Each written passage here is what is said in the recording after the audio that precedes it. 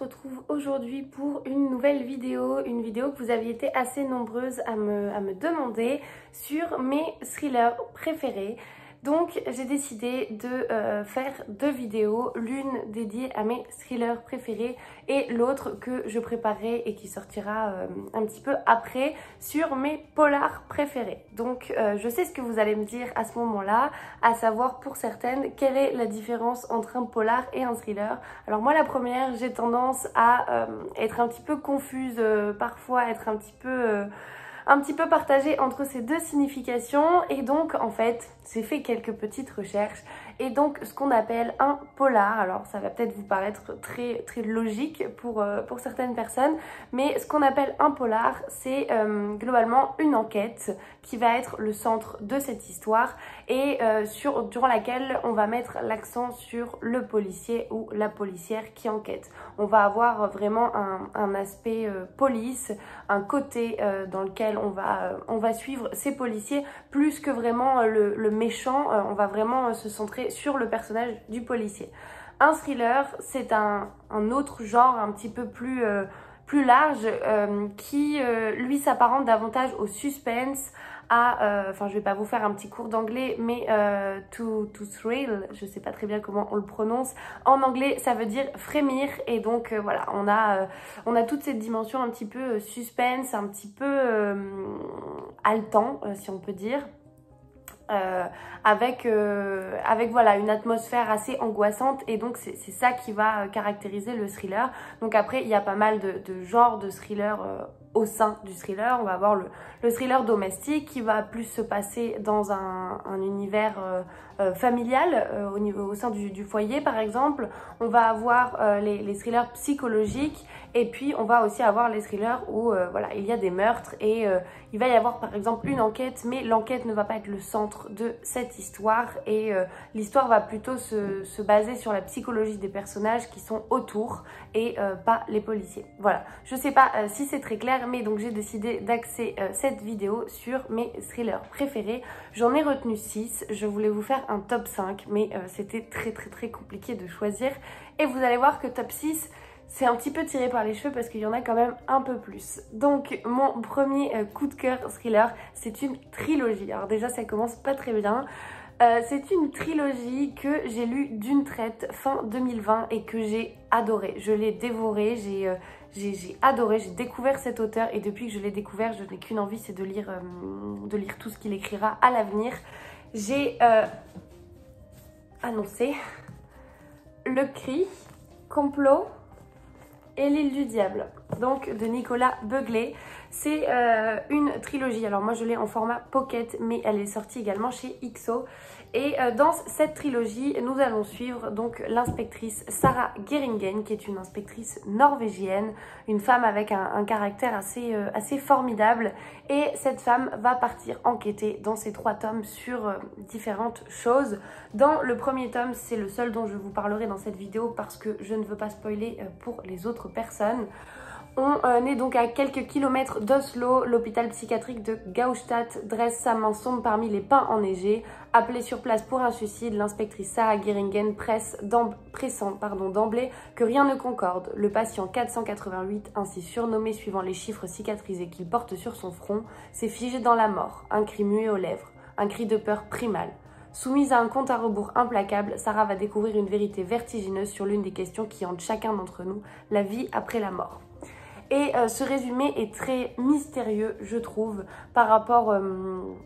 il est tout à fait en accord avec ce qu'on a dans ce livre. Moi, je me suis lancée dans cette lecture sur les conseils de beaucoup d'entre vous. Je l'avais beaucoup vu passer et ça avait été un coup de cœur pour beaucoup. J'avais peur un petit peu de la violence que j'allais pouvoir trouver dedans parce que ce résumé, effectivement, est très mystérieux, très noir. Et alors, effectivement, c'est pas un livre qui va vous faire sourire, mais... c'est tellement bien écrit, il y a un suspense qui arrive dès les premières pages, ça se lit à une vitesse folle parce que les chapitres sont très courts et que l'écriture elle est incisive, elle est rythmée, elle est dynamique, et franchement ça se lit tout seul. Alors le premier, Le Cri, il fait 550 pages et je crois me souvenir que je l'ai lu en 2 jours. Donc pour vous dire vraiment que ce livre m'a happée. Et ça a été la même chose avec les deux suivants, donc Complot et l'île du diable. Et au-delà en fait de l'enquête qui va à chaque fois animer le tome en question, on a ce personnage de Sarah Geringen qui est incroyable, moi j'adore ce personnage vraiment et voilà, et ça donne toute une dimension à cette trilogie et voilà, c'est mon premier coup de cœur. Et franchement, si vous ne connaissez pas Nicolas Beuglet et que vous ne connaissez pas cette trilogie, vraiment vous pouvez foncer les yeux fermés, c'est génialissime. Le deuxième thriller que je vous recommande, c'est L'ombre de la menace de Rachel Caine. Je m'apprête donc à lire la suite qui sera L'ombre de l'assassin prochainement, puisqu'il vient de sortir en poche. Ce sera donc la suite de celui-ci. Et dans celui-là, nous allons suivre donc Gina. Gina, c'est une mère de famille et du jour au lendemain, sa vie va voler en éclats parce qu'elle va se rendre compte que son mari est un meurtrier, est un tueur en série. Et donc elle va s'en rendre compte parce qu'en rentrant chez elle, un beau matin, elle arrive et il y a la police partout et le corps d'une femme a été retrouvé pendu dans son garage.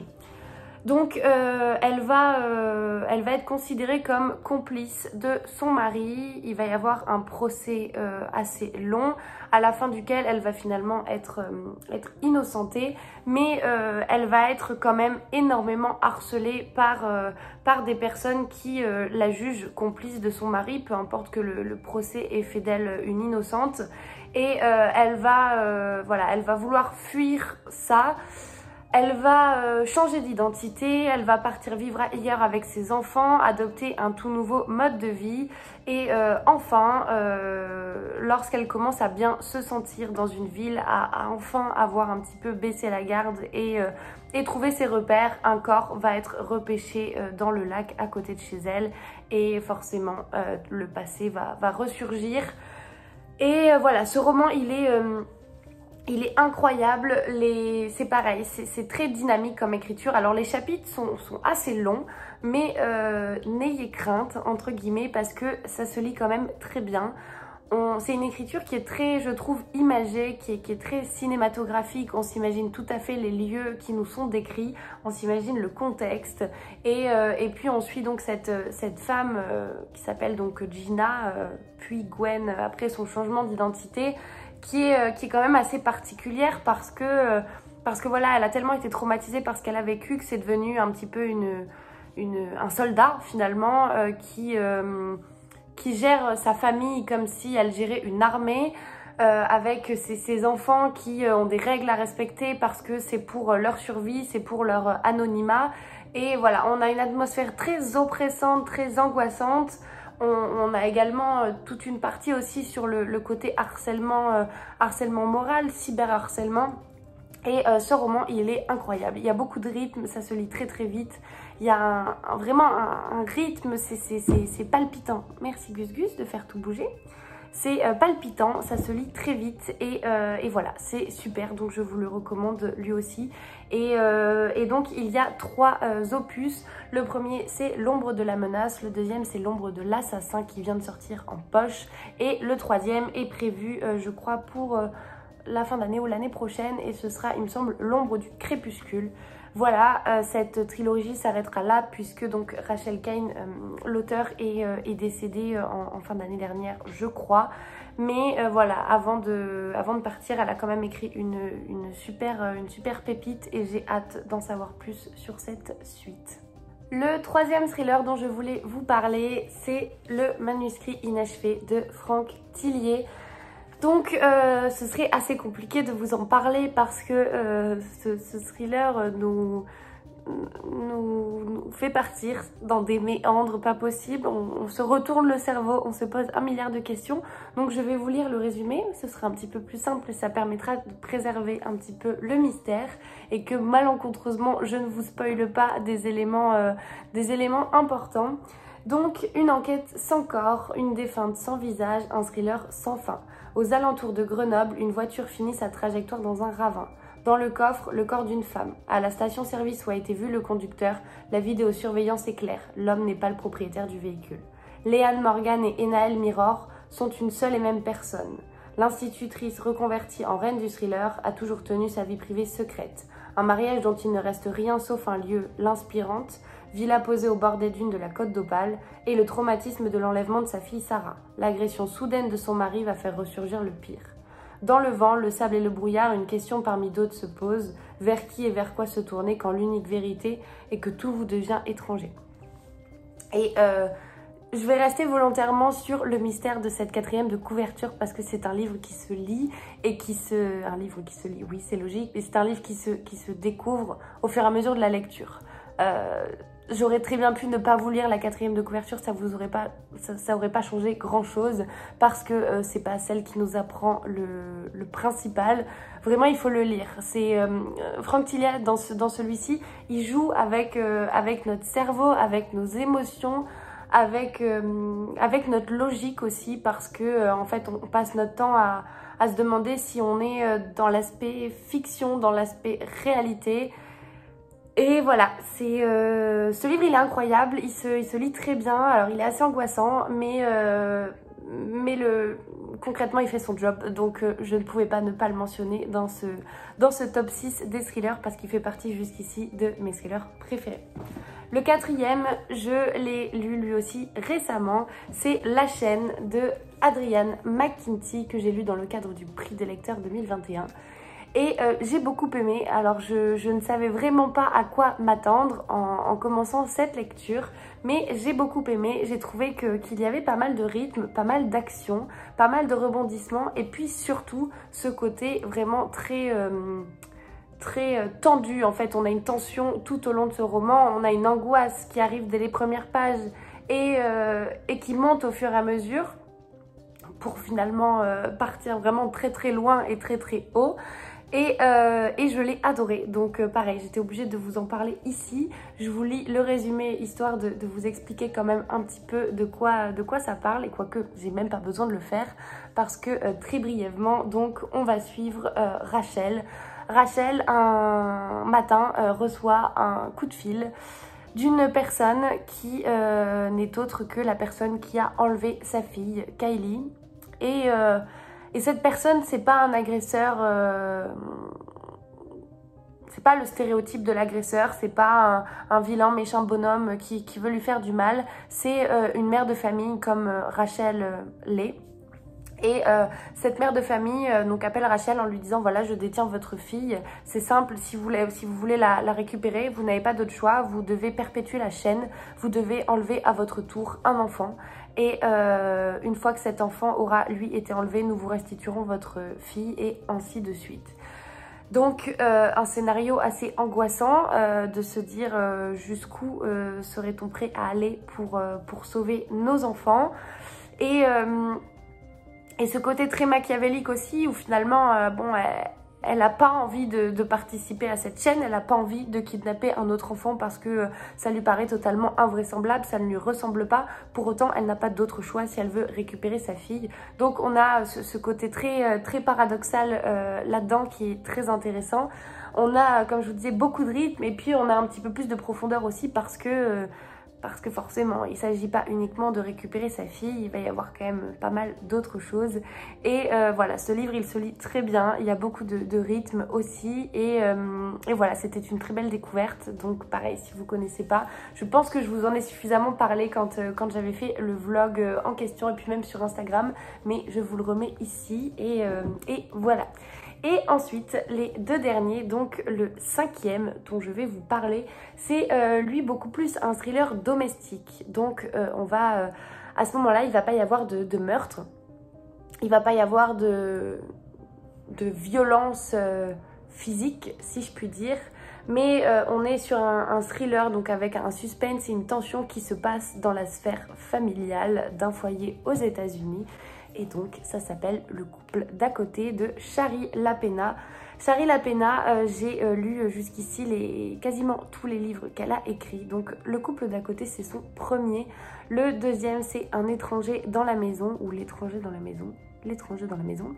Et le troisième qui est sorti assez récemment en poche, c'est Un assassin parmi nous. Alors Un assassin parmi nous, c'est un petit peu éloigné de ce qu'elle pouvait écrire d'habitude, puisque c'est un huis clos qui se passe dans un hôtel en pleine montagne. Mais sur ces deux premiers, que ce soit Le couple d'à côté ou L'étranger dans la maison, on est quand même sur des décors assez similaires. On est donc dans une banlieue des États-Unis et ce soir, Anne et Marco sont invités à dîner chez leurs voisins, le couple d'à côté. Comme la babysitter annule au dernier moment et que les maisons sont mitoyennes, Marco convainc Anne de laisser Cora 6 mois dans son berceau et d'emporter le babyphone. Tout se passe comme prévu malgré la chaleur écrasante, l'alcool et les avances que fait la voisine à Marco. Mais lorsqu'ils rentrent enfin chez eux, Anne et Marco découvrent un berceau vide. Leur foyer douillet se transforme en scène de crime, envahi par les uniformes, la culpabilité, l'effroi, l'angoisse et la suspicion. Et dans ce livre, Shari Lapena, vraiment, on est à bout de souffle tout au long. Alors, il est pas très long, hein. Il fait 350 pages, mais en fait, on sait tellement pas qui soupçonner. On soupçonne tout le monde et à la fois, on a du mal à trouver un mobile à chacun. Et voilà, c'est très prenant.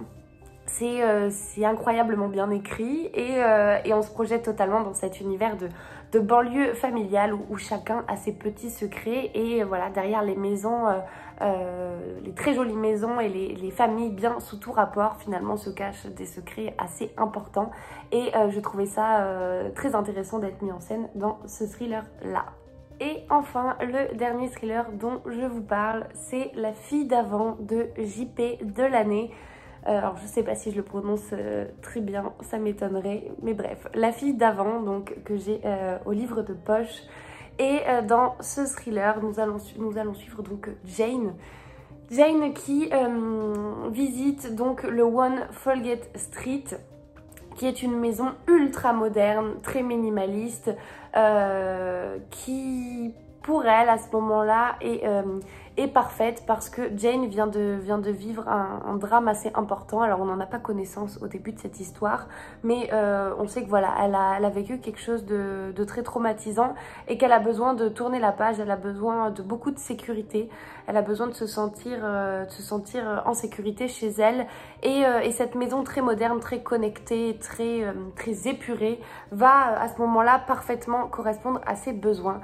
Et donc elle va faire preuve, enfin elle va montrer son intéressement pour cette maison et puis elle va apprendre aussi que pour vivre dans cette maison, le propriétaire est assez particulier et demande de respecter des règles très strictes et très particulières.